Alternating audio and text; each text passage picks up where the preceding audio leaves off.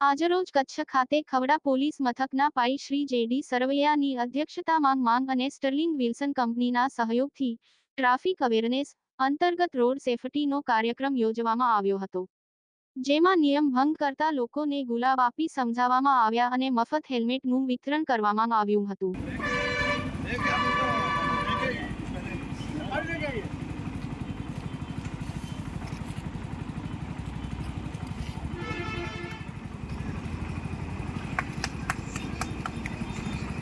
तेरी जा पूरा अच्छा जो तो भलामण थई थी पूरो बजट पूरो